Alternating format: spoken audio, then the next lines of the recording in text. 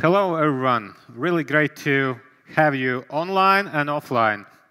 So as introduced, we will have today the last panel discussion, and we will touch about the synergy between the space, between the sea, between the business, between the one technology, second technology, between the multidisciplinary teams, between the multi-industrial teams. So as a first panelist, I would like to ask Yasu Yamazaki, co-founder of Space Entertainment. I know you have seen him, but this will be the final speech, and definitely there is something new he will have kept for tonight. So please take your seat. And then the second live presenter here, panelist, will be Roland Grigorian, co-founder of Pure Ocean Technology. Welcome on stage, Roland. Thank you. We definitely have here a lot of people also looking into the business, right? And Roland definitely will cover one of the things, whether actually there is a business or maybe that's just a hype. To make it more interesting and to make it more multidisciplinary and multi-technology, we'll have two panelists joining us remotely. So one of the panelists, right, the ladies are here. So one of the panelists is Lauma Mužniece, Director of Latvian Council of Science. Hello, Lauma. And the second panelist remotely joining us is Lenka Petrakova, lead architect at Zaha Hadid Architects. Hello. Good. So let's kick off. Chair. Oops. Okay. Are you still with me? Houston, we have a technical issue. Yeah. Okay. I will be screaming in worst scenario. Okay, so let's kick off the first question to all of you. Let's start with you guys. Are there actually really a synergy between the space and the sea? Thanks. Are there actually the synergy between the space and the sea? And how it happens? You're looking at me. Yeah. Okay. Okay. Let's kick off. Yes, sure. The answer is yes. There's absolutely a synergy between underwater projects and space. And one example, the environment is very similar. If you create a structure underwater, you don't want water to be coming in, obviously. No. If you create a structure in space, you don't want the air to go out. Basically, it needs to be very high. It needs to be highly insulated. So. Absolutely. Okay, so synergy. we have one plus for the synergy. Okay, so Lenka, what's your take on this? Is there synergy between the space and the sea, and how it happens from your angle? I think there definitely is, and I mean the part why I believe I'm here is as well because I designed the project, the 8th Continent, which is a research station on the sea, and it's cleaning and a research station. But when we look at the research part of the project, that is very similar to the ocean. And I like to imagine that if we would be able to build something like the 8th Continent station, it would be able to kind of help us to investigate more the ocean, understand the life better, understand the processes, how we can help the ocean. But for now, it is very distant and not so much explored environment, and this is the similarity to the space. We have so much to learn about it. Okay, okay. So basically, there is a potential, but we still a way to go and a lot of things to do. So I see we missed one of the speakers, but definitely she will be back very soon with us. So then, Roland, what's your take? What do you think? Is there synergy, like practical business synergy or technology synergies between? Well, I have never thought of that, but if you really think about that, so it's going to be a bit selfish kind of answer because I'm dealing with the pollution on the waters and under the waters. So in that case, like it's logical that if you want to see more, you got to go further, right? and you cannot go further than just above the atmosphere, right? So basically, by having some eye that is watching us all from above, you can quicker and more precisely see what's happening on the waters. And if something happens, like, I don't know, in the middle of the ocean, it's going to be like better chances to track that, to analyze. I'm not sure what kind of technologies are used to actually analyze the surface, and maybe it can be done. I think you're from space, so you can tell me more about that. But yeah, like with the specific technologies, probably you can see, measure, analyze, and then by having that information, you can kind of communicate that to the service kind of operators and providers that are located on the ground to act faster and to act in the appropriate way. So yeah, I strongly believe that there is a synergy.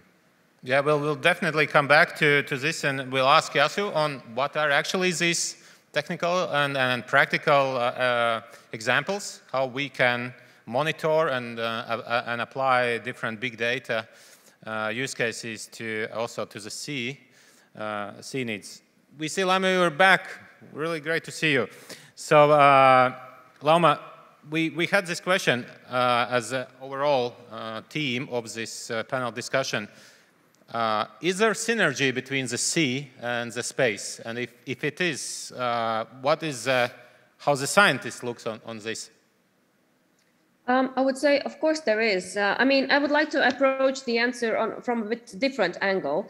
If we look at missions as a whole, you can't just you can't really address these big societal and economic and these grand challenges by addressing just one thing. You have to think about how different realms react. So this is really what the first speaker already mentioned, that you have to see how one thing will affect the other. So of course, this is one whole big ecosystem, so to say. And we have to see that even if we want to really address something and achieve something, we have to look at different elements that make up this system and see how of them all will interact and watch single cog will move another bigger cog, and then we, come to a solution. Yeah, definitely. So I guess this will be quite interesting discussion for today to understand actually who can complement which space better, the space, the sea, or the sea can complement and be the sandbox to the space guys, right? So the question to you, Lenka, is by as well slightly explaining your idea and the business you are working in this area. Where do you see how you can complement the space, or what is something you would be expecting that the space guys and ladies would help you more? Yeah, so I'm an architect and working on the project, the 8th continent. It showed me a lot that we as people, as a humanity, we need to better understand the oceans. For one side, because the station should be cleaning the oceans. This is a valid problem that we were underestimating for very long. And because we haven't seen the impact of our activities, we really destroy a lot of the life that it's on the sea. And I believe the ocean and the space could kind of work together, and the research can work together in a way that, as the first speaker mentioned, there are similarities. And maybe actually today we already invested much more into the space, into understanding the space, building the stations to research them. And there is a little bit of lack in how much we really invest into the ocean. And it would be very interesting to kind of move ahead, because the ocean is still closer to us. The ocean is really affecting our lives, our climate, our food chain. And if we could cooperate more and learn from each other and find these similarities, it could be productive for both sides. But do you have like a real hands-on example you're currently working on, and you kind of like see that, okay, now I have met Yasu and he can help me with this, potentially? Well, I think the hands-on example would be the station, the 8th continent, where there is a lot of technology that still has to be further developed and investigated, and I think there would definitely be parts that he can help, or anyone else, because the station is looking into being a self-sustainable station on the ocean, so that it's integrating technologies for gathering their energy from waves, solar energies, wind energies.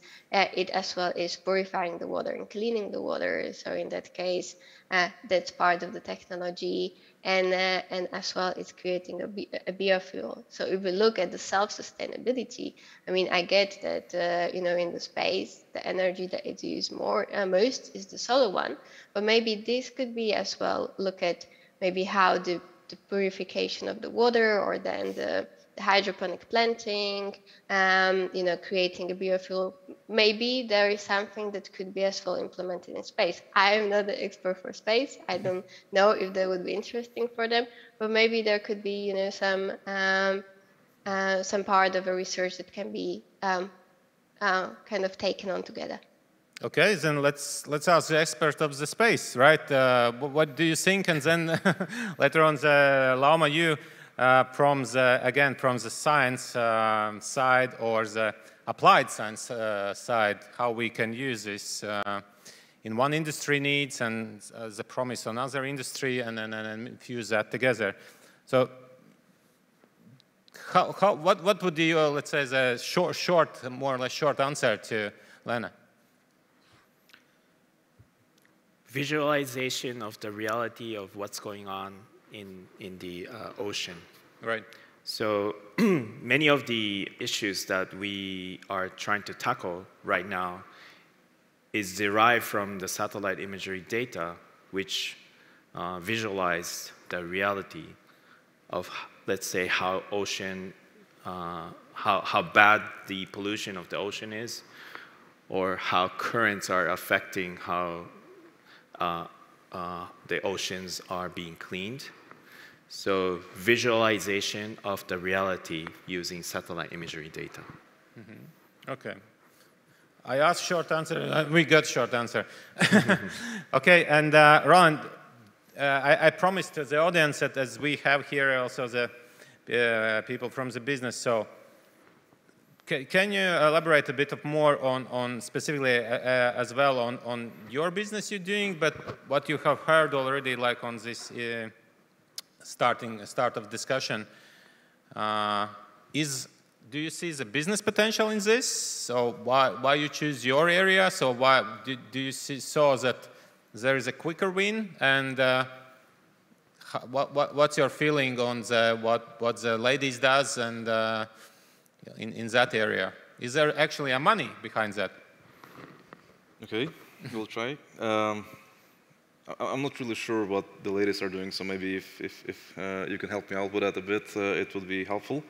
I'll tell you what I do and what our company does. So basically, we at Erosions, we have developed a technology that can clean up the bottom sediments from oil product, and the microplastic pollution that sedimented on the bottom. So usually the industries, they just excavate, they dig, they just excavate, they lift it up, and then whatever they do with the dirt that they lifted it's another story. It's dirty, it's extremely expensive, it costs a small fortune for the companies to filter, to utilize, etc., etc. So, and plus, I mean, by removing the polluted sediments, they cause a lot of collateral damage, which is barbaric. It is like 19th, 20th century, and it's not innovative.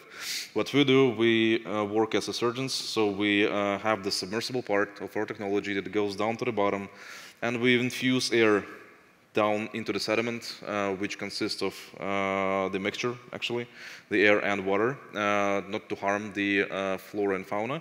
And by infusing that under the specific pressure, we break down the bonds between the hydrocarbons, which are the oil kind of films that cover the surface. And here comes the beloved physics and the buoyancy force, that everybody knows that the air is less dense than water, therefore, as in the bottle of champagne, the bubbles always go up. So same happens in the lake or in any kind of water body.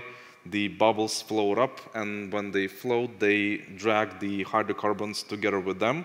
And when it reaches the surface, we safely collect that, and whatever we lift is the pure product, is pure oil or pure microplastic that once collected can be utilized, can be sold to the refineries, whatever. So it's not the it's not the spending for the clients. It can be actually another stream of revenues for the client. And by doing that, we don't touch anything that is supposed to be left at the bottom. Therefore, the technology basically is focused on doing what is necessary. It's going to be at a very low price. I don't want to say low price, but it's going to be pretty beneficial for the clients. And yeah, I mean, I see, maybe because it's I'm a part of the company, maybe that's why I see only benefits, but I try to sell it all the time, even when I'm on the stage. So yeah. That's true. That's somebody needs to do that, right? So, but I know another fact about you is that you are part of the commercial reactor team, yes, right? Correct. So you guys working very closely with the scientists. So let me ask you first, and then Lauma to comment from scientist side, right? So how it is to work actually in this kind of new areas, so where still investors may be thinking yes, no. How it is to work with the scientists in this topic, and then back to Lauma, how it's actually work with the business in this area, right? Yeah, very good question. Actually, I can talk about that for hours, but I will try to keep it short. Yeah, I mean, I had some background in it's not really relevant to that project with oil and gas, but still, somehow, since the oil was somewhere in the description of the technology, they invited me, I joined. And actually, when I started digging in, I learned that it's a pretty cool project. The market is huge. Like it's going to be close to 200 billion euros by 2030, actually. So the market is huge, the need is huge, plus all the regulations in the European Union, plus all the problems with actually getting it done, and all the port areas and the municipalities are being fined by the higher authorities. So actually the problem requires to be solved, and it cannot be solved simply because there are no other solutions than the super expensive excavation and other like electrochemical impulses or bacteria, which are also one of the pretty interesting topics. But nonetheless, yeah, I saw the potential. It's extremely interesting, and yeah, I started kind of jumping into the topic and trying kind of to speak with the industry players. Like in terms of how you communicate with a scientist, so well, I've had some bad experiences and good experiences. I was lucky. My scientists are pretty cool guys. They are they try to understand you, but you got to understand them first as well. So it's not a secret that people usually have different goals, different dreams. So first of all, as an entrepreneur, your mind is more flexible, so you got to understand what the scientists want. Usually they want something like recognition or being kind of published in a scientific magazine. They have their own goals. I have my goal. I want money. I want to sell the company for a big price, or I want to earn a lot of money without selling. Probably scientists also want to do that, but it doesn't exclude the first point. And yeah, I mean, once you understand that, and once you start kind of communicating to them that, yeah, okay, I'm going to take care of the business, you do what you're best to do, right? You develop, you just create like a god, right? And when you create something good, when you manufacture something good, yeah, then I will be able to sell it, probably, or not. But still, so yeah, I mean, it's pretty much like that. And once you establish the connection, once you kind of divide the roles and responsibilities, it's pretty easy. You just need to admire them. I don't know if we have any scientists in here, but I admire you. Yeah, we do. And I admire my scientists, so they know that, I know that. So yeah, we're a pretty happy family. Okay, thanks. So Lauma, how much from this is true? So everything. I would say, indeed, everything. I would say that, well, I have experience also kind of in both sides, because my previous background, I'm at the moment the director of the Council of Science, Latvian Council of Science, but before that, I was heavily invested in research commercialization and tech transfer, and I could also talk about this for hours, definitely. But I would say it all boils down to whether you are capable of managing the expectations. So as already was mentioned, both sides have different either goals and or expectations. So of course, for the business side, you need certain answers, you need validation, you need a roadmap on how to proceed, where to go, what the possibilities are.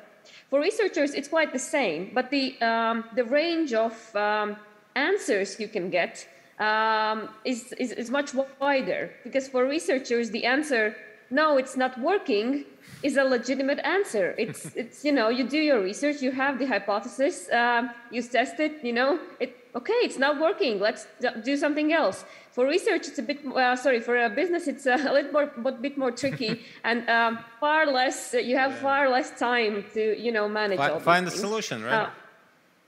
Yeah, so this is the thing that needs to be, you know, put on the table very early on and needs to be understood by both sides, and just this expectation management.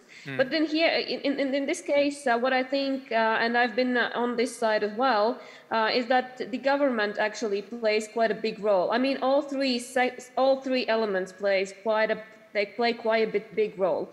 So researchers have their side, the businesses have their side, and the government has to ensure that the environment is suitable for them to meet, and also play the kind of a role of a mediator. So the government, and we have in Latvia different kind of organizations, such as LIA, such as also the Latvian Council of Science, who can do this kind of mediation part and tell both sides what the expectations should be, and do this expectation management part. I would say that this is quite important. Yeah. Thanks, Lama. So, yeah, so I think we kind of naturally landed on the topic about ecosystem, right? We identified that there's actually, it's not just a kind of one-man show, right? There is a cool idea, there is a lot of money, and everything will gonna happen, right? So, in this whole ecosystem, there is a lot of important components, right? So the government, then the researchers, then the scientists from the researchers, then the business, then the investors. So from within the space and more kind of specifically, you have a very, I would say, ambitious kind of business direction, space entertainment, right? Can you shortly name about the space entertainment, and already kind of highlight, so within building a space entertainment, so what is an ecosystem players you are looking now around you to get involved? Sure. So what I'm trying to do is really bold, crazy, right? Trying to build a hotel in space. So who do I need? I need everybody, because it really is a collaboration effort.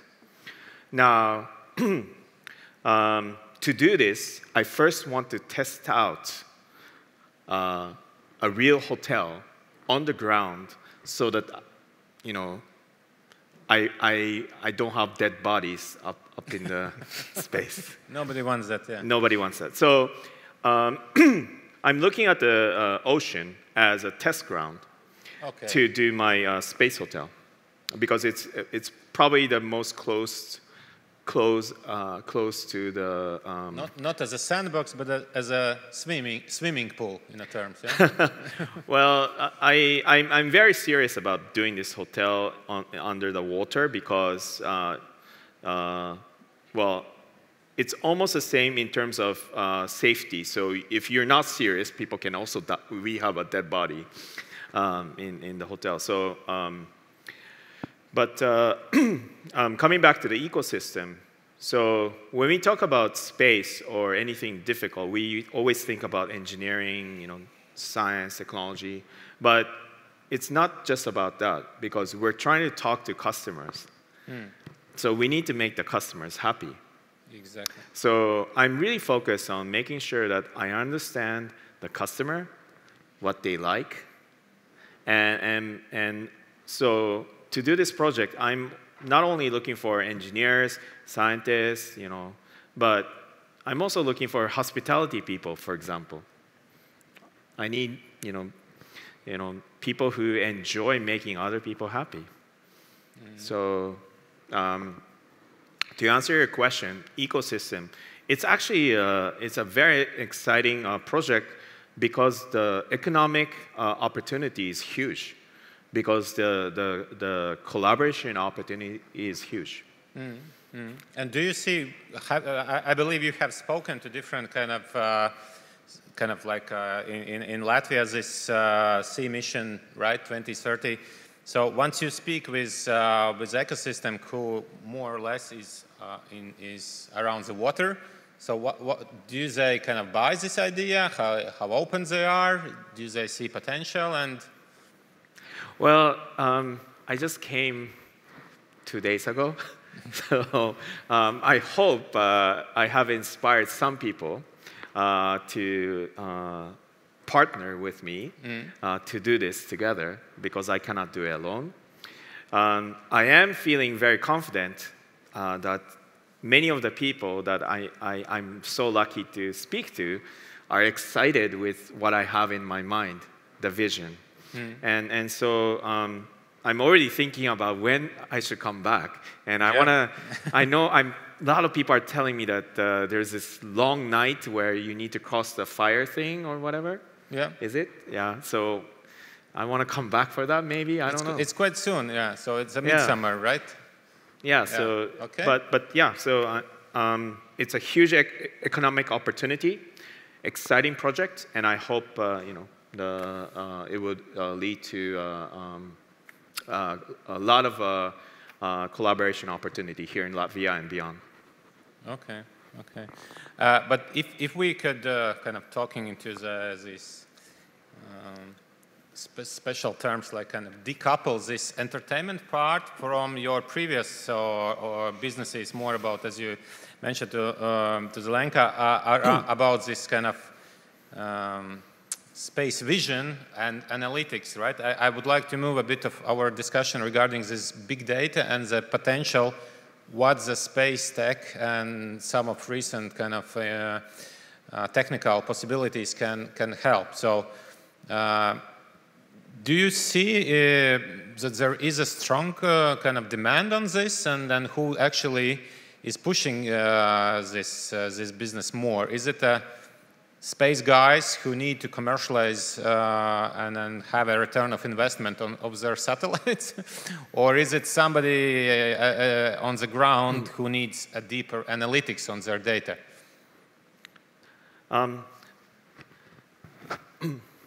I would say both. Like I said, visualization is the power of satellite. Let me elaborate a little more. Yep. In order to solve a problem on the ground, people need to realize there is a problem. Of course, the scientists, academia knows there is a problem. For example, that the ocean is getting polluted every year. And general public, of course, kind of knows that that is the case, but doesn't actually really know that it's serious. Why? Because you have not visualized. So the power of satellite is that you can actually visualize. It's actually scary. When you actually see the satellite imagery data and do the analysis, it's scary. Why I know? Because I have been working on this for 8 years. So the power of satellite is to visualize there is a real problem on the ground. And how do you use it? You share with everybody. Because in order to tackle an issue, you need to inspire people that there is a problem. And if everybody agrees that there is a problem, maybe you can solve it. And I'll give you one example. Yep. Here in the Northern Europe, everyone is so conscious about climate change. There's no doubt. Yeah, it's a hot topic. Yeah. Right? And why? Because here in the north, you see that there is a change in the climate. For example, today should not be, or yesterday should not be cold. The summer or spring season, you should be warmer, right? Climate change is not about just getting warm. It's the change in the climate. So it's obviously affecting. And here in the north, you also see that the snow level is changing. Mm-hmm. If you go to the Scandinavia area, it's super hot even in the summer, where it should be cooler. So I think you understand the climate change because you feel it, you see it. So if we want to tackle the Baltic issue, we need to further visualize the problem. And one of the ways to do that is to use the eye in the sky. Big camera. Satellite is nothing but a big camera in space taking, pictures. Okay. I believe you have very bright minds in Japan, right? But do you see also a potential in collaboration with Latvia, Baltic science kind of bright minds, specifically kind of increasing the intelligence of those algorithms, analyzing different these patterns? Because one thing is that what these eyes see, but other thing is what it understands, right? Or to see the dynamics, or even more to kind of do this kind of prediction, right? Because kind of between us, very straightforward example, and please help me to understand why. There is no solution still on the prediction of the weather, right? We're living in an age where is so much data, so much algorithms. We will touch, I guess, later on quantum computing, but still, if I would look in weather prediction today, that definitely will not be the same tomorrow at 12 o'clock. And I can't get why. So maybe you can help me from the space, from the water, from the university. What's the bottleneck? Okay. Should I start? Or maybe there is a scientific explanation. I don't know. Lauma. I can't really give a scientific explanation. I'm actually from social sciences myself. I'm just dealing a lot with scientists. However, I would say that just to give you, unfortunately, quite a generic answer, but I think it's quite true for a lot of fields, and this is what we are tackling also when it comes to developing these missions and working with all this, is that data is one thing, then it's understanding the data, being able to work with it, and then of course when you are able to work with it, I completely agree with what just was said, that visualization is key, is that because although just to be very, blunt here maybe, if general society sees some amount of data that's already been analyzed, it still doesn't give us, in many cases, the sense of urgency or understanding on how to act upon these ideas. That's why sometimes visualization might also be the way how to legitimize this in the views of the public society. But of course, when it comes to your actual question regarding the weather, I think that there is just this quite a lot of amount of unpredictability, and it still exists in other research areas as well. So there is this unpredictability that we have to be able to work with, and we have to also be able to work and be very efficient and elastic and flexible with dealing with this unpredictability, and try to think about various kind of scenarios that might actually happen. So do a lot of different kind of projections. It's not very easy, but we have seen, I think, during the past 2 years, especially, how different kind of projections, whether it doesn't kind what kind of scientific fields we're talking about, but a lot of predictions just went into the trash can 2 years ago. I think we can all agree on that. So I think it's just this amount of unpredictability and being able to actually go with the current situation and be flexible enough to face it. Yeah, I hope that you will give me an answer that at least in one year we will have a confidence in our weather forecast. But I feel you, so 100%. So Lenka, it states that you are architect. I believe you kind of like create and design also in a way future, right? So how's this unpredictable? You got it right. When you don't know what will gonna happen, but you want to create these kind of new areas, and how you actually move forward. And coming back to this, do you actually base some of your designs? I mean, not just visual designs, but kind of how you design the business and the concepts. How much do you base that on a data, and how much it's kind of data driven, or it's more like a passion driven, or it's more like because of good cause? And yeah, I think it's a combination. Because, for example, the project, the 8 Continents, you know, it started because I saw the images from the satellites of the waste pollution of the oceans, you know, that Jazu was talking about. And I believe that as architects, we have the possibility to, you know, bring these visions for the world, how it should look in the future, and the designs, those could answer these very difficult questions and could help the environment or the society. And so the input was more like I wanted to design something that could help the environment, but it was because I saw the problem and I understood the data. So it's a combination, and you know, then it gets into the design. The design is never only created because of some aesthetic driven, but it's about combination of the environment, of the data, of the technical aspect, and that it's what for me is beautiful about the design, that it evolves over time. And you know, as architects, we always have to somehow look into the future, because whatever we sketch, and I as well in the practice where I work, and during my my experience as an architect, you know, I saw that anything what we start to sketch, it will become a reality in years. It's not immediate, but it takes on large buildings and skyscrapers that I most of the time work, it takes, you know, 6 to 10 years. So it is a lot about thinking about what is the next technology, talking to the engineers and looking for the new, looking for the innovations, and as well going really into the unpredictable waters, if I can say.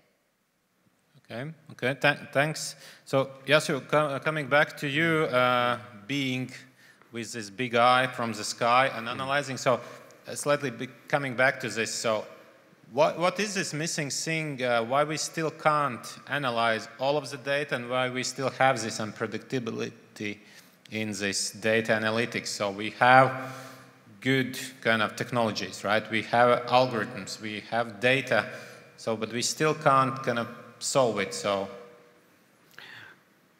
well, first, I think, isn't it better if there's some mystery? Like, isn't it better that, you know, we don't understand everything? Like, maybe, you know, leave some room to think, oh, how the weather is gonna be today, you know, instead of making all like predictable. I think it's more fun. It's more natural. So it's organized. Or it's more organic.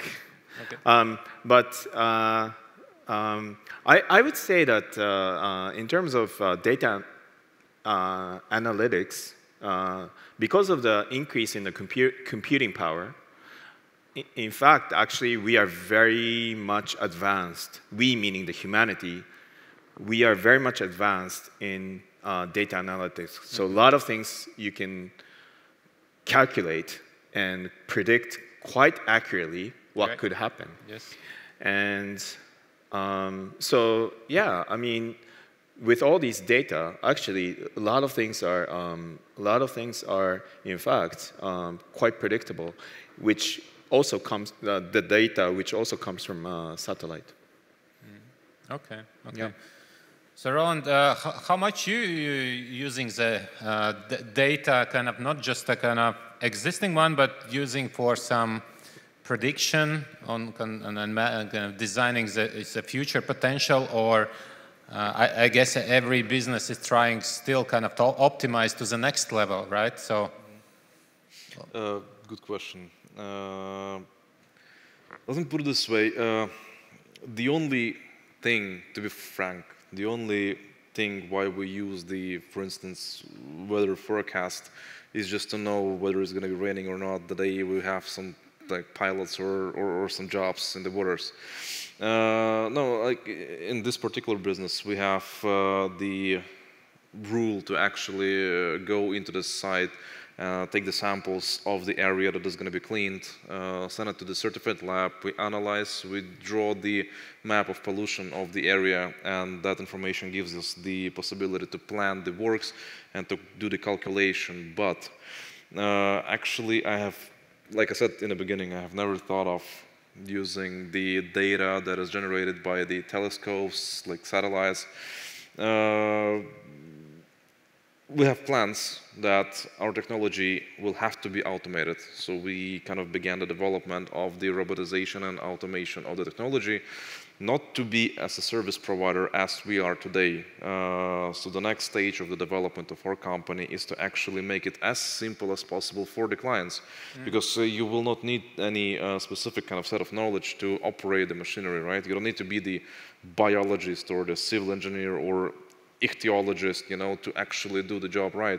So everything is going to be automated, and to do the automation, we will have to have the cloud where all of the devices that are going to be located around the globe, potentially, and they're going to be learning from one another.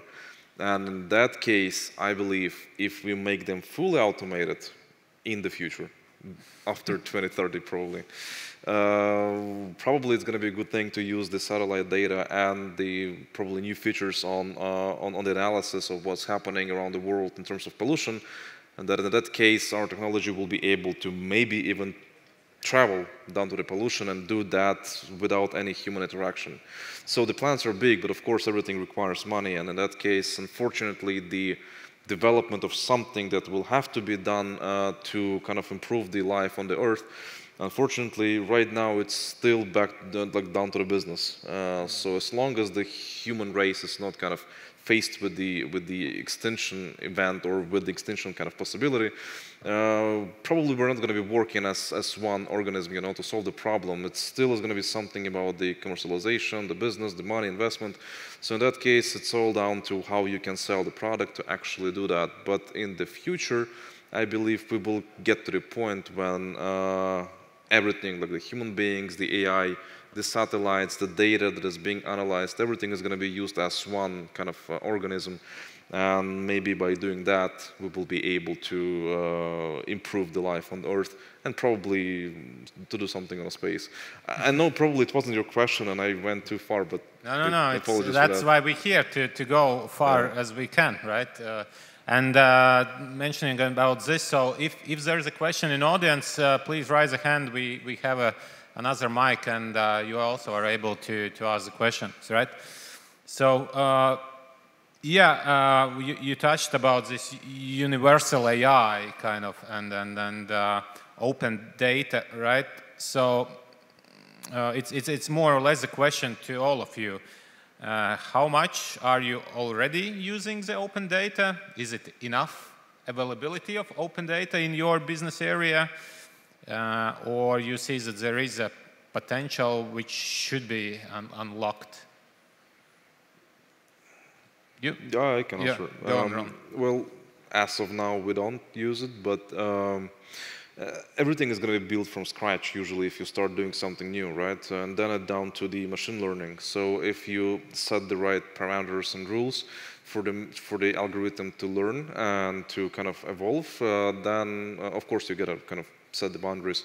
It's not going to be something like in the Terminator movies or like Ultron in Avengers, so nothing like that. But my vision, or my idea is that even though if everyone is going to be using AI, there should be some sort of synergy again, like the way to integrate everything with one another, and then everything is going to be kind of getting the data feed to improve, like, I don't know, the capabilities of specific technologies. So in that case, I believe there are some open codes that will be used by us. Of course, it's going to be additional work to actually set them right and to kind of to hard code it into our technology to do the job. But in the future, if there is already an AI, for instance, that is analyzing the data that is being collected from all of the satellites and on-ground kind of technologies. But let me turn the question vice versa. So, are you ready to share your data to open data? Well, it's like I know that you are from business, but if not personal, then yeah, of course I'm ready. I mean, this is going to be the thing, right? So by doing the cleanup, we also are going to be collecting data on the environment around the technology. So of course, I mean, again, like I said, it's down to the business. Probably we're going to be selling that. But who knows, if everything goes well and we earn enough money, then maybe we'll be just sharing that. Who knows? Yeah, okay. Who else want to talk on this open data topic? So I'm really interested because I have seen in other industries this topic very important. And before this panel discussion, I talked with also some of LEA members that there is some data which is provided, right, from this Copernic, but there is still, if you want to deep dive in some specific business use cases, it's kind of not enough. And then you still need to turn to the commercial data providers, right? So, yes, if I may ask you, as you are the, it's wrong word, closest, farthest, right, because you are in the space, right? So what do you think? Is there a promise that this open data will enlarge and we as a new business will be able to tackle more into this? For example, Roland or Lenka will be able to really get to the data they need? Or if not, what's the solution? So it's really about what you want to do with the data. So it's really not about whether the data is open or not. But before even talking about that, it's very important to identify what is the issue, what is a challenge you want to tackle, and then once you identify that, then there's another step before you even do anything. Is there a meaningful reason why you should challenge and solve that problem? Because not all the problem needs to be solved. If the problem is big enough, when I say big enough, it means that it impacts a lot of people, then maybe there's a meaning to solve it. But then if it's only impacting very small people, then maybe there's another challenge that you can take. So before we even talk about whether the data is useful or not, I think we need to zoom out and think whether the challenge is meaningful enough to tackle. And why I'm talking about this is because if the challenge is meaningful enough, meaning impacts a lot of people, then there's a meaning to have an open data because the challenge will solve a lot of people's problem. So there is a buy-in, right, to share it.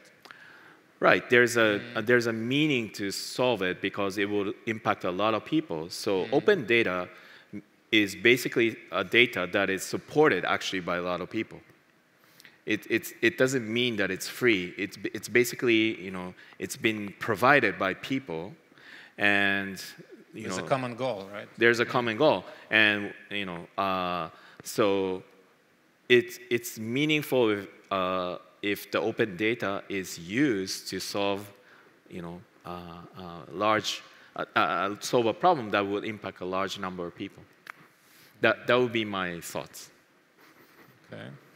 And Lama, from the research side, are you guys enough provided with the data and with qualitative data to kind of challenge some new assumptions or new hypotheses on whether it's a sea or space use case, which, as Yasu mentioned, will solve a problem for a lot of people, right? Yeah, so, well, I would say researchers are actually the ones that are quite responsible for providing the data as well. And of course, I can just agree with that, the fact that it's very important to get all the data and to understand which of this data might be of public value. Well, not only general public, but I mean in a broader sense as well, for others who can manage the data, who can understand how to use it actually. And I mean, it's quite important to also. I agree that for the data, well, sometimes it's nice to just get some sets of data and tinker with those and see what you can up with, what kind of assumptions you can make. But to make a big, a greater impact, I would say that it's quite important to stream this to make this kind of sense of urgency in one specific direction, one or two or maybe three. But I mean, and this is what the mission approach, which is also part of today's discussion, right? What it's all about. It's about trying to create a critical mass or a purpose for a larger group of people or teams to try and think about one specific goal that needs to be achieved and to use the available data. And also during this process to identify what kind of data is missing, just to reflect what was just mentioned earlier, to understand what it is we need to achieve and what kind of data we need for it, right? Yeah, thanks. So you mentioned, and this is coming to my next question about this Mission C 2030, and as there is like you, Ronald, you have business or the concept working in the around the water, around the sea. So we touched previously one of the topics about ecosystem. We touch now about the data. So from the ecosystem perspective, from your business future development, so Lenka, what is missing, or what is, let's say, you would wish would be happening faster, more friendlier, or maybe everything is fantastic and all is good? I would actually first like to touch a little bit on the data still, because I didn't comment on that, and I think there is not enough understanding of how much actually architects use data in their everyday. And for me, and as well for the project The Eighth Continent, but in general for anything we do as architects, we need this open data. And we use them for design of, the buildings, the cities, and what the panelists were talking about, that it is for kind of greater good, and it's good when everyone is kind of inputting the information. It's very important for actually designing the cities, because when we start with doing the master plans for large cities, we're gonna download the data about what is the traffic, what are the positions of the bus stops, public facilities, and so on and so forth. And without having the data accessible, it would be very difficult, because today the architects are not only working in the city where they are located, but it's a global business.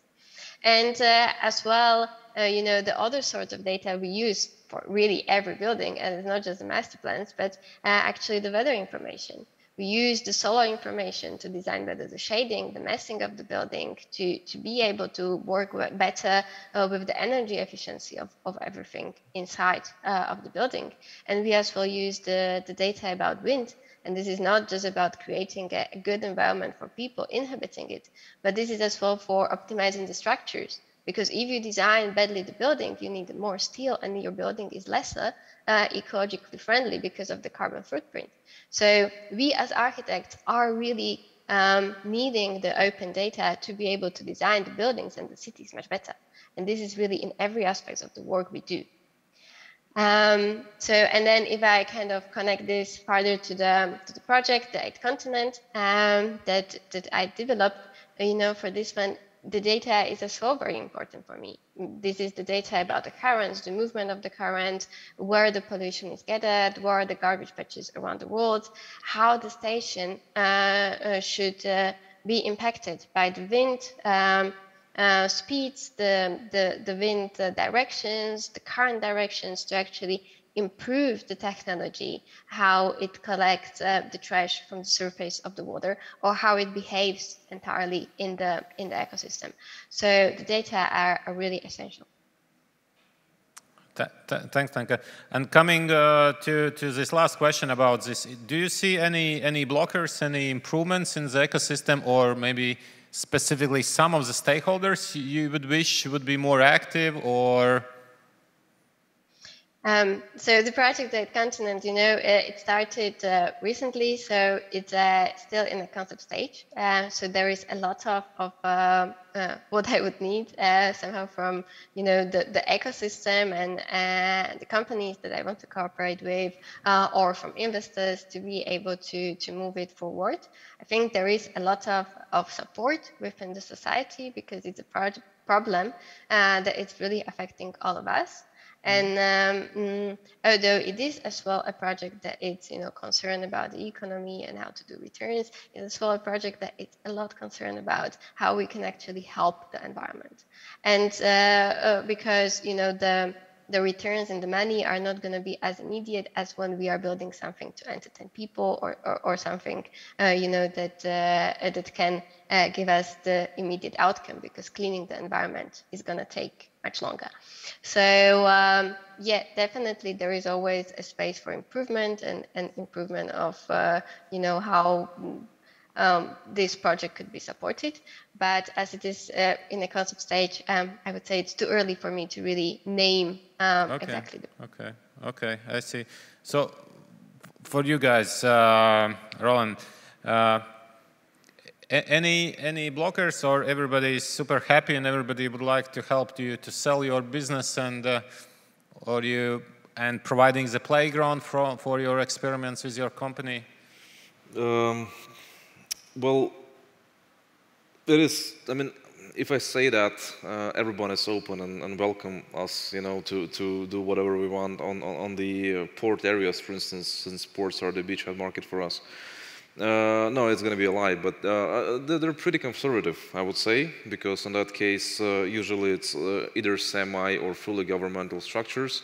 There are like a little amount of privately owned ports. Second of all, the bureaucracy. Third of all, usually there is a huge kind of traffic happening. But can we stop on this? What do you mean by bureaucracy? So, because it's actually, this question intentionally was made from my side. So, do you see that there should be some changes in the legislation, or some catalysts, that there is some, I don't know, open port areas where you can do like an experiment, like? Yes. Yeah, actually it would be amazing if there would be, I don't know, if every industry would have like a small playground where the startups could be easily coming in, testing, playing around, recording, like fixing the results so that they could be validated by the provider of that playground. That would help a lot, actually. In our case, I mean, we were extremely lucky with the Free Port of Riga. They invited us. So first of all, we tried to kind of contact them, but then when they learned about us, they contacted us. They helped a lot. I mean, there are a couple of people, especially Ville Saurinch. He just did everything what is possible and impossible for us to be there. And he is the kind of the leader of the environmental unit. So he gave us the space. He gave us the space under the roof to construct, to develop. Gave us the space on the waters. Took the samples. Got all the licenses. So this is the approach that should be acquired around the world. This is the approach, that kind of the attitude that should be provided towards the startups, because in that case, if we did something good and if they like it, by the way, they like that and they confirm that the results are satisfactory, which gives us a pretty good kind of impulse to move forward. But yeah, I mean, by helping us out there, of course, I mean, when we fully commercialize, they're going to be getting a very favorable prices. Even like for free, with some grants, we will be knowing that they are the ones that we will be helping. And we see that they are extremely careful with the environment. They really care about that. They give the possibility. If everyone is going to be doing that for the startups, it's going to be much easier, because in that case, like, you want to change the world, you want to do something, but you got to go there and beg them, to let them help me, right? But it's the other way around. Usually startups, they actually provide something that will help them, that will minimize the cost, increase the efficiency.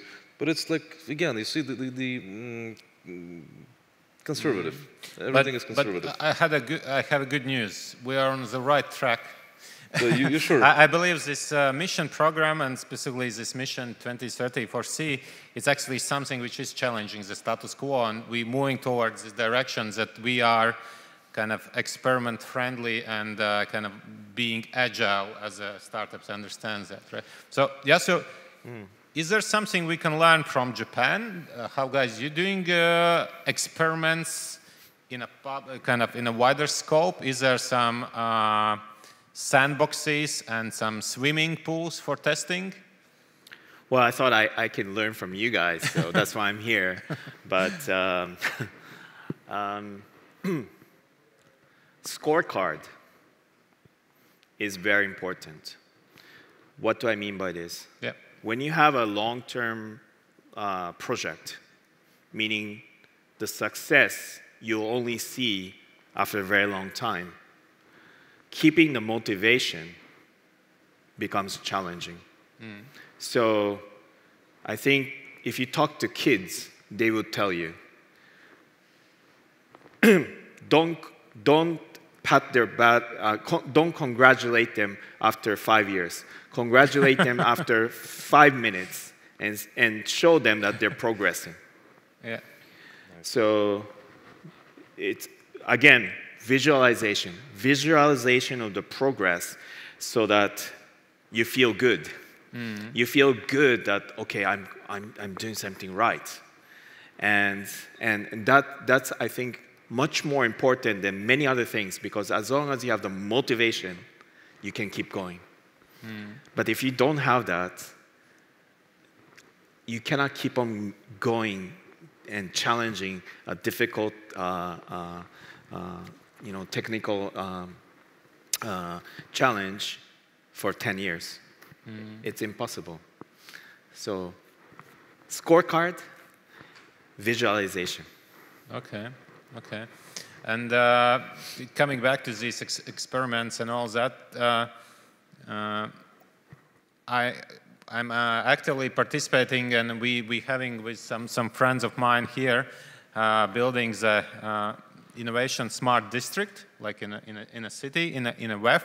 You can and we also working hardly to agree on this special kind of rules with the municipality, with the state, of kind of other kind of innovation procurement, on the public-private partnership, different kind of to make it really smooth, right? As you said. So I'm just thinking loudly, who would be the parties to design that for the space, to kind of already now agree that it's kind of bureaucracy free? Once we talked right before the meeting. I met one friend of you, and she has interesting profession, space lawyer. Right, it was a surprise for me. So I guess this is already someone also involved, right, to help to design how we should act and then proceed maybe faster in this. Sure. Well, space project in many ways is scary. Why scary? Because a lot of things are quite vague. Because the regulatory framework... Which is in conflict with the public procurement, right? Try to sell it. Well, so when things are vague, you cannot predict what's going to happen. So as a startup, you're risking yourself into a territory without knowing what is going to be tomorrow. So yes, having a sort of a legal team who will help you along the way to make sure that you're legally protected. But for me, what's more important is engaging the public. Because at the end of the day, as long as the public is behind you, then I believe strongly that the regulatory framework will follow you. I mean, it should, because at the end of the day, whatever the profession, this is a person, right? And if we, I mean, if the AI can be universal AI, why we can't be universal people, right? And kind of have this interconnectivity and understanding of the, as you said, one goal, right? Can I give you one example, very concrete, very quickly? Yeah, sure. So I worked on space debris 8 years ago. Nobody cared. What we did was to create awareness among the general public. Fast forward 8 years. A lot of countries enforces their space satellite operators, people who make satellites, to make sure that they throw away their garbage after they use. This is a regulatory framework that has been enforced. 8 years ago, you couldn't believe that this would be happening. But how did it happen? We didn't talk to the government. We spoke to the people. Yeah, it was from the grassroots, yeah. Yeah.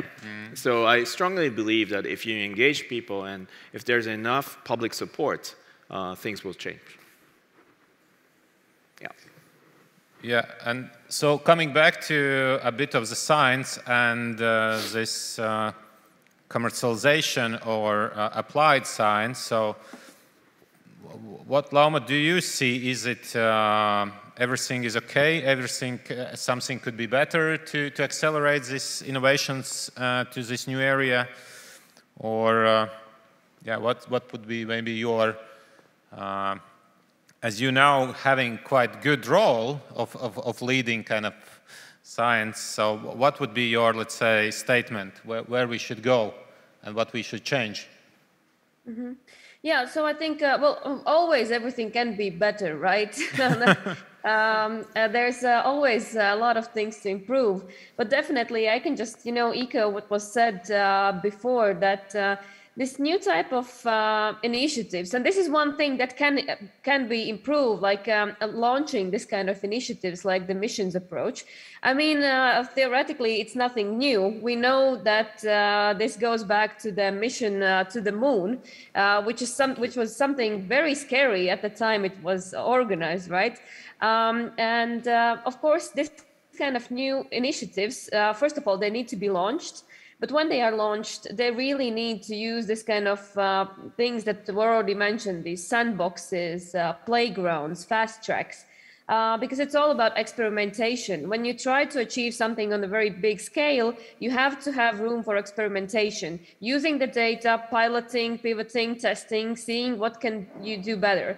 But what really needs to be done, I think, also on the government side, that brings all these together. And it was also mentioned, so you asked, what kind of players would be the ones who improve the things for space industry, for example? My answer would be that for every industry, since the missions approach is so interdisciplinary, it has to be players from all of the branches. It needs to be not only space lawyers, but, I don't know, real estate lawyers, any kind of other lawyers as well, because this is really about interdisciplinarity and bringing different kind of elements from different sections. And the most important thing is that I think this is one of the biggest bottlenecks, that there are still not effective enough feedback loops to understand the data that we get from one side, to get the analysis, to visualize that, then puts everything together and come back with a new and a better solution, then pilot and test it again. So this really, there has to really be very effective systems in place, how you analyze this. You have working groups that have many different sectors represented, and then you, well, unfortunately, sometimes you have to start all over again, because you have to get there. You have this mission that you have to fulfill. But isn't it so that sometimes this, as you said, regarding this tracking of some KPIs, and Yasuo mentioned about the scorecard, isn't it that so that it happens because it haven't been agreed before what are those OKRs? And then along the way, suddenly someone comes with a nice, or maybe not so nice, shots from the satellite and saying, do you see this is like this? And then, okay, but I don't know the dynamics. I don't know the benchmark. Is it good? Is it bad? So isn't it also the conflict that we haven't agreed of the rules of the game before we kick off something? Yes, I do agree. Because, and here again, we come back to what I said previously. We have to agree about the rules of the game, but we have to leave some space for flexibility. Sure. Because we know that as more data comes in, we have to still be able to, and this is, this is anticipatory innovation governance. This is futures thinking, and so this is something that. While we have to have the framework, we still have to have the flexibility to, Sure. try to operate with whatever comes in. Yeah, and this is why I love so much Agile, right? Because we kind of don't change the lighthouse. We are flexible, pivoting along the way as long as we going to this main direction, right?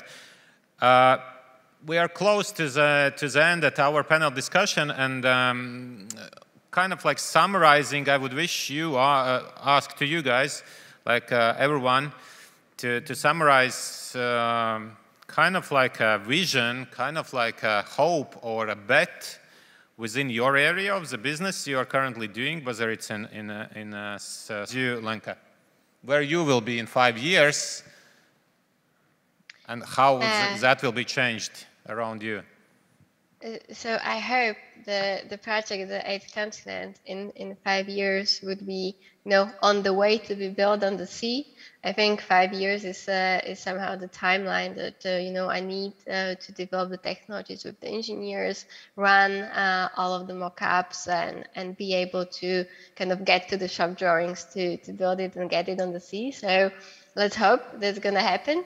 And I was actually told, I think it was last week, that what is nice about the project, the eighth continent, is that when we are talking now about the climate crisis, about all of the problems, when we always talk about the problems, and we talk about the bad future, and kind of there is no hope, it seems like. And that we always talk about what we have to change, that there is really not just an enormous breakdown and that we can still live. But that's what's nice about the project, the eighth continent, that it is describing the future as something bright and something better, because it's talking about cleaning the ocean and creating, again, a balance in the sea, and, kind of making the tomorrows better. And I think this is important for all of us when we want to progress with our ideas, and when we want to progress with the businesses that we have, and with the projects we do, that we have to think about what is the brightest future, so we can really live for the vision we have.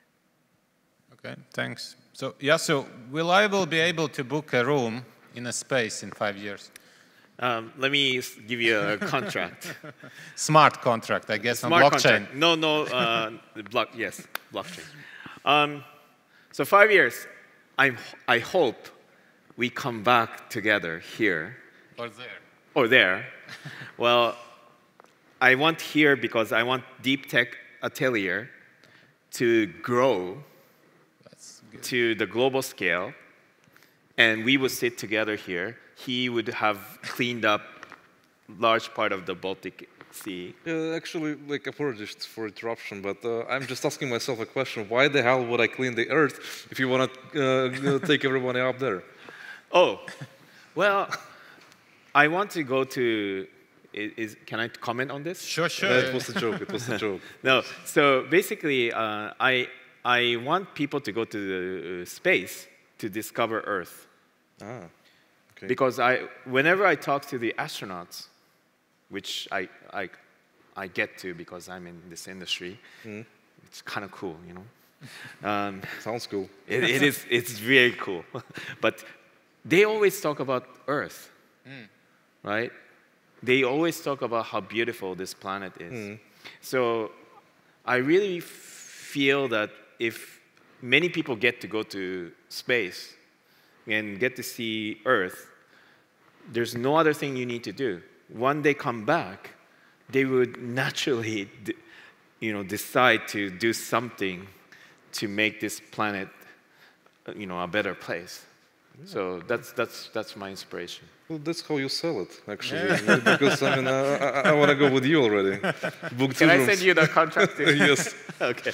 We will cut out this specifically a separate video and just throw it over and over. Yeah. So you didn't answer. So I will be able to book. I mean, from the deep tech and from the progress side, what's your projection? Sure. My plan is within 5 years, I'm going to start a project in space. Not open yet, but start a project. Because before I start a project in space, I want to make sure that I develop the technology here on the ground, perhaps underwater, together with Latvia, hopefully. For sure. Okay, we definitely with you, and we'll be helping you on this. Thank you. Thank you. So Roland, in 5 years, how many bubbles will be floating around? Probably trillions. I hope I'm going to be somewhere on an island surrounded by the clean water, finally. No, I hope that in 5 years we will reach the point where technology is going to be fully automated, the government is going to be willing to or the governments around the globe, after they traveled with you and see how polluted it is, but how beautiful it should be, maybe they will make a decision to actually do something about the environment, and then they will come back to me.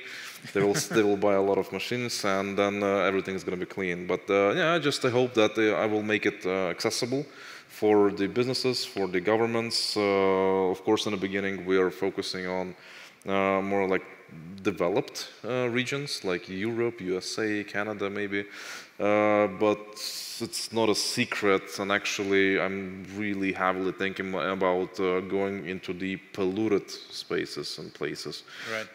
Like, I don't know, the India, the Thailand, for instance, like the recent oil spill, and Africa, like a lot of places that have to be cleaned.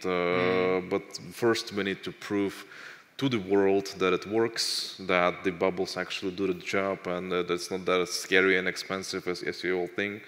And once it's proven, and once we implement the full automated kind of version of it, I mean, I hope we will see that, like iRobots that are kind of riding your apartment and cleaning for you. It's going to be pretty much the same. I want it to be as usual as the vacuum cleaner at your place. It should be everywhere. So this is how I see that. Good vision. And closing with you, Lauma, how you see in 5 years the role of the science? Will it be even more blended with these kind of new innovative ideas in the space and the sea? Yes, this is indeed this is something that I would hope to see indeed, and I would like to see a situation where in 5 years' time there are actually multiple missions emerging, and in such a way that every single one of us can really try to find a way how to contribute, and not only by helping to reach the goals of these missions, but also help in defining them, because the missions, they are all about us and what we need and what needs to be done for the place where we live in. Yeah, I totally agree with you, and I think it resonates what you or some of you mentioned about this feedback, right, culture, and about being open and transparent, and that actually will lead towards user-centric, as you mentioned, right? Let's solve the right problems, not solving just in a good format, but solving the right thing, right? So with this, I would like to close our panel discussion. Do we have any question in the audience here on the ground still, not in the space?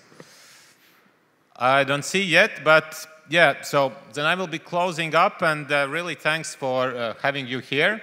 Ladies, having you here and there, and definitely let's agree on the Yasu invite to meet here in 5 years. This will be recorded, so there is a smart contract now enabled that we need to be here in 5 years. I trust that this initiative about missions is really the right thing to enable this experimentation, and this is definitely a catalyst to make the ecosystem work together. We already seen a lot of proof already that it's happening. We heard that there is a wish to happen it even more. So I guess there have been taken notes also from the government, what should be done better, how to accelerate and move things faster.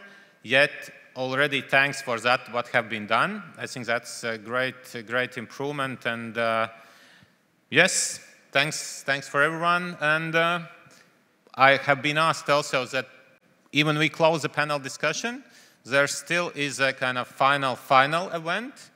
Just a few steps to the right, I guess. There is a glass of wine, and you can still continue this discussion. Thank you, everyone. I can't dance. Got it in my pants.